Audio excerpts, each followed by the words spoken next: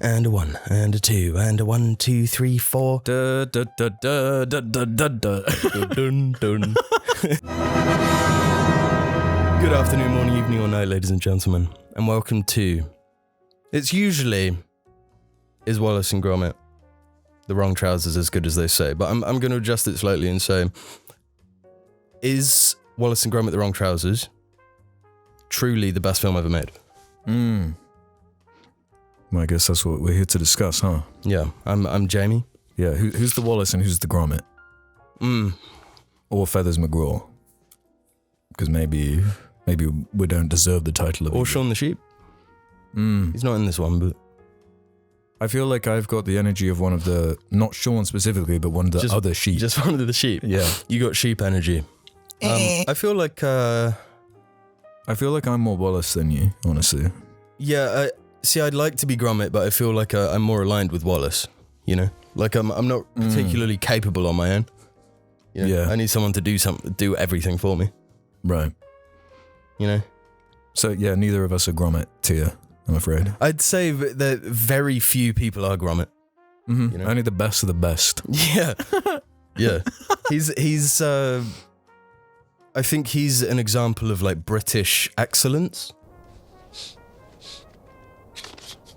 Something to be proud of. Like, it makes you feel patriotic. You know? Yeah, he's culturally what we're all striving to be. Yeah. Mm-hmm. Well, yeah, this is The Wrong Trousers, the 1993. I guess I'd forgotten that it's that old. Yeah, It's older than me. I always assumed it was at least closer to when I was born. Yeah. Only 29 minutes long, rated U. Directed by Nick Park, written by Nick Park, and animated, it said in the credits, by Nick Park and some others. One voice, Peter Sallis, R.I.P. Yeah. Legendary Wallace, voice actor. And what's the plot of The Wrong Trousers? How do you describe it? It's a heist, espionage, thriller, action romp comedy. Yeah, I haven't seen this in a long time, and I guess I'd forgotten that each Wallace and Gromit entry is kind of parodying different genre films, basically. Yeah. There's like the moon kind of stuff in the sci-fi tinge, of the rockets and the NASA stuff, NASA punk in the first one. Yeah. This one's more of like the James Bond, the espionage. There's a heist. There's betrayal. With like the hint of like a western or whatever with the train sequence. And the bounty collection. Spoilers at the end. And they're like, this is a spoiler. Talk. Yeah, so probably should have prefaced that at the beginning. Yeah, if you don't want to have a film from 1993 spoiled for you.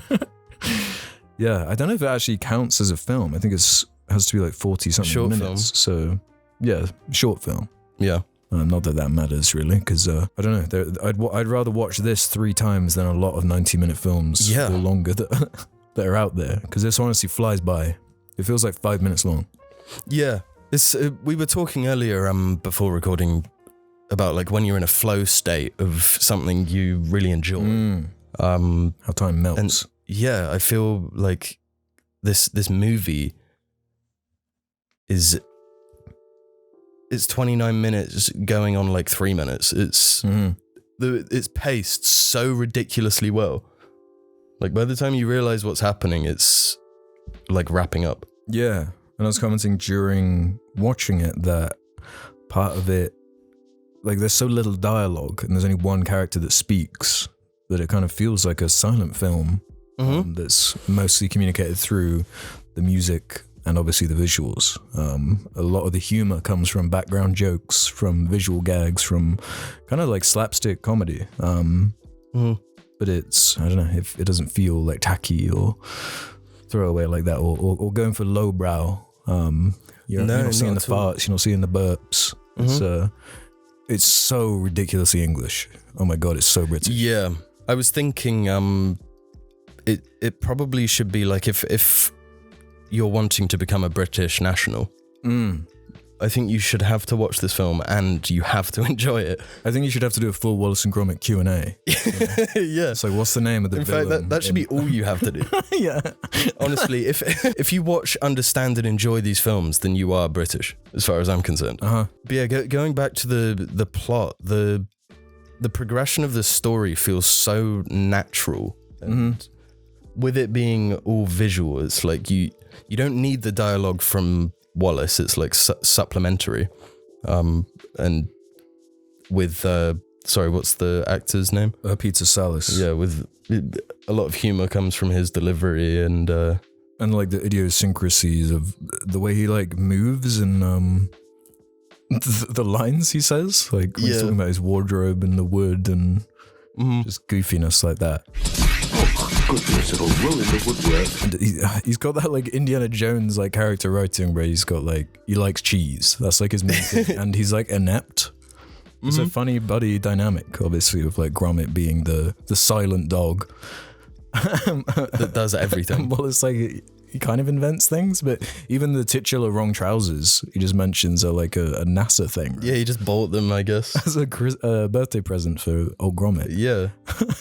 Yeah, and that's kind of the thrust of the story. I guess it's implied that that's the reason Wallace is poor. Because he bought NASA trousers. So he has no money, so he has to let out a room, which a penguin comes to hire, who then discovers these trousers, which he realizes he can use for a heist, setting the plan in motion. First, getting the able Gromit out of the picture, you know, by manipulating the scenes, all of which, it is emotional, and again, just from the visuals of him taking the slippers to Gromit and him grabbing the newspaper from right under, changing the wallpaper, Gromit's nose. Yeah, moving into his room. Yeah. He's a nasty individual, that Feathers McGraw. He is. He's conniving. He's a criminal. He's a wanted criminal, and that it's it probably wasn't invented in this movie or whatever, but just that joke of the disguise being something really silly and like obvious. Yeah. The rubber glove on the penguin's head, which I love the way it's animated and moves. But the creativity of that, of like, I mean, that wouldn't be that would be a chicken. But yeah, like, have you seen this chicken? Yeah. And just to come up with that idea, I think is so much fun. An undercover penguin, and to have the penguin be like the villain, you know, and changing the dog flap to be penguin shape. Yeah, to be the shape of a penguin. There's just so much visual humor. All these little details, and I don't know how they so perfectly made it work. Like I would never think. So how would a penguin climb a skyscraper? Gotham City. Yeah, a Gotham City skyscraper. To like measure the window so he can perform a heist. Yeah. You know? And it's like, well, he's measuring the window, so he's going to have a tape measure, so he can use the tape measure's retractable ability to zip up like Batman using a grapple. It's like it's just so perfect, and it's a chicken or the egg thing. Like, yeah. Where does the idea come from? Like, did they think of using a tape measure that way, or like it's just perfect. Yeah, perfect. It's really clever with that kind of stuff in every way. The like detail of the animation is kind of like weighty, even though it's like these plasticine little models, and you can see the fingerprints and the dots in the eyes from how they move them for the frame by frame animation. Yeah, it does feel weighty, and they get like by the end, they're like kinetic motion. They're whipping out of these little puppets. Yeah, it's so convincing. Yeah, the train sequence, bro, like we gotta talk about that. It's wild. Yeah, it goes by so fast, much like the train itself. Because in my head, like I was obsessed with this movie as a kid, and I remembered it being this really long, like crazy action scene.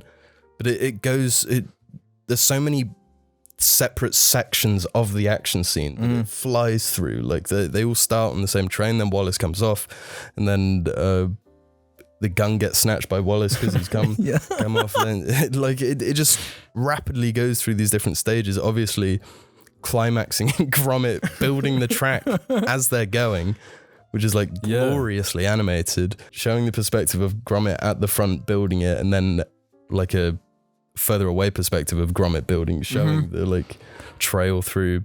Yeah, like the motion of the way the background is kind of blurred. And Yeah. the whole like kinetic way it moves is crazy. And they always do that like George Lucas 3-act thing within an action scene type structure to it, where it's like it escalates right before it begins, the timing of him whipping out the gun and stuff. Yeah. It's using the gun for the action scene, and like the kind of tropes of what you'd see in a train chase sequence in a movie, you know, where they got to quickly change the direction of the track, but like the absurdism of it being just in someone's house, and like Wallace trying to help, but of course he just like makes it worse for himself each time he tries to. He does get the gun, to be fair. True. Respect to Wallace for that. And yeah, like he gets caught on the moose. On the moose. He's got a mounted moose head. Yeah, I guess timing is a good way to put it, where like it's so important obviously with animation and the way things flow is for that timing to hit. And there is perfect comedic timing and like action timing, which is hilarious to like describe in a Wallace and Gromit movie. But they kind of all have at least one like pretty, maybe not the first one, have some kind of crazy action sequence. And we haven't even mentioned the heist, where the whole kind of gimmick is like Wallace is asleep for the whole thing. So you get some really fun just visuals of a ragdoll in his arms, like flowing all over the place. And I didn't see like storyboarding in the credits, but they must have meticulously planned it out. Yeah, it must have been practically 2D animated first. Yeah, you have to plan it out. But like the composition of like when there's that big duck to the top, and he's like just the way he like flows into it. Yeah, it's like a really satisfying motion. The animation is obviously amazing. What is there to dislike about this? That's the thing. Like there's not really anything to critique in my mind. It's a perfect half an hour. Yeah. If you want to spend the perfect half an hour. I think with everything it's doing, it doesn't need to be any longer. No. I think that's partly why I don't enjoy A Close Shave quite as much, or Curse of the Were-Rabbit. Because they're essentially trying to achieve the same thing. They're just putting more stuff in there. So is Close Shave much longer? It's not much longer. It's like 15 minutes longer or something. It might actually be about the same. It doesn't whisk by in the same way though. It feels like, because when you watch that original one from 89, Grand Day Out, it's kind of like that early Simpsons thing where they don't quite have the voice or the look of it, but it's still like, it's the early DNA. But this is where they shaved off the hard edges and gave it that look everyone knows. I don't know, it's 30 minutes. Is it? The Close Shave. Yeah, it just doesn't feel quite as tight. Which isn't really a complaint, because this film is like it's lightning in a bottle. You know, a penguin in a bottle. Yeah. Another. I love that. I would love like a physical thing of that. Yeah, like it's just his head in the little squeezed. Yeah, I love that. Yeah, because I love the character design. Mm-hmm. It's what do you legendary. think? Because some people find it spooky. Some people find the smile and the teeth and stuff. Yeah. Really? Because it's like claymation. I think that's one of the things I love about Wallace and Gromit, is that a lot of stop motion is freaky looking. You know, and like films like Coraline will lean into that to make it kind of scary. Yeah. But I just don't feel it. It's way, I don't know, it's so approachable and like nice. To me. And I don't get the creepiness. I think Wallace's voice, Well, Gromit, let's see what's on the 905, shall we? like, lends a lot to his lack of creepiness. He's so unassuming and dim and kind. Creepiness is, I never even think about that with The penguin's a bit creepy, but he should be. Yeah. Who's the villain? Yeah. Yeah. And I don't know, bro. This is beauty. And this is a diamond, like the diamond they're trying to steal. This is this film, you know? Yeah, it's genuinely a masterpiece. I don't believe that I'm clouded by nostalgia. No. Because watching it again is like, it doesn't drag at all. You know, when I go back and watch like A Bug's Life, it's like, I've got nostalgia for that film. Mm-hmm. And there's definitely some good stuff in there, but like, I'm not really enjoying it, you know? Mm-hmm. It still has like annoying tropes of like the lie that has to come apart at the end of the second act and whatnot. Yeah. The animation tropes. And it plays with tropes, but it's self-aware of it. And that's like where a lot of the comedy comes from. An absurd heist, an absurd train sequence. Yeah. I've got to shout out the sound design. Yeah. I think it's really important for a film that's mostly no dialogue, like the pitter-patter of the penguin's feet. The sound of the glove and... Yeah, I love the, when Wallace thinks he's grabbed the penguin, but he's grabbed the front of the train. Snap back to the penguin on just the little trailer. Yeah, it's the squeaky little wheels. Yeah, and like the robotic sounds of the trousers walking around. It's iconic. Yeah. Genuinely. This movie is iconic. Yeah. If you haven't seen it, you have to see it. You have to, or you're an idiot. Yeah. You can't comment on film without seeing it. Genuinely. Like, its ability for visual storytelling. And just like an animation as well. Like when the trousers are walking through the house with Wallace like stuck in them. And Feathers McGraw he's like kind of bouncing with the motion of the trousers in each step, like sending a shockwave through the house. Yeah. And just like the thought to do that attention to detail, like really roots everything in the scene and makes it, dynamic like that. No. You'll be hearing from my solicitor about it. So, bro, if that's all you got to say about it, is it as good as they say? Well, is it the best film ever? I think is the question I asked. True. And I would say yes. So you think it's the best Wallace and Gromit and the best film and the best animated film, and the best heist film and the best action film. I mean, like, I love Mad Max, but even the best Mad Max scenes don't have anything on that train. Yeah. And there's nothing that's really edged about it either. No. You know, it's not that there's any bad CG to talk about. If anything, it's more relevant with the economic comments in the early section of the film. The economic comments, the technology going too far. Yeah. I like all the sets that they use. There's quite a lot of variety actually for... Yeah, I think that's something, again, that I prefer to the other Wallace and Gromit films. You know, because there's like a whole homeless Gromit section. You get to see a bit of the outside world. Yeah. The like backgrounds of the city and the miniatures or whatever, the buildings. Yeah. Creative stuff, awesome stuff. And I guess we can wrap this up. Well, did we answer the question? Yeah, I said yes. Like, if you can't think of a single bad thing to say, like, there's no way it could be improved. Yeah. And I truly believe that. I'm with you. And we can end this then. And it's partially why I wanted to do this one, is because recently it was announced they're doing another Wallace and Gromit movie, bringing back member burying Feathers McGraw. How do you feel about that?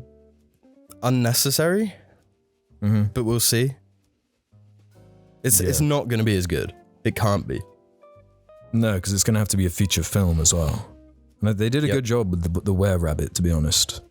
Taking like the more horror genre stuff and the whole werewolf thing is funny, and the film looks great from memory. Yeah, it does. It really does. That's kind of one thing that they did. They just made it more elaborate with each one. I think the most forgettable one probably is Loaf for Death, to be honest. Yeah. I don't remember like a big set piece in the same way like I do in the film even, and whatnot. Or, you know, Close Shave has some great moments too. The motorcycle chase with the sheep and the... Yeah, that is fun. Yeah, and then the little pod thing that Gromit goes in turns into a plane. Yeah, so that's like a plane action scene, and it's got like a porridge gun on it. Yeah. Oh, Yeah. that's the one thing I didn't mention was how good that jam toast looks. Yeah. That's you just hungry. like the cherry on top. It's the jam on top. Like, Or jelly if you're American. I really remember, and I don't know why it's such a core memory, but every time I would watch this film, which would be like once a week as a kid, because we had it on VHS, I'd always ask my mum for jam toast afterwards. It's like, oh, that looks good, you know? Crikey, that looked good. Yeah. Core blimey. So one thing that's I just looked up the name of the new Wallace and Gromit, Vengeance Most Foul. It is still directed by Nick Park and someone else, Merlin Conningham. Okay.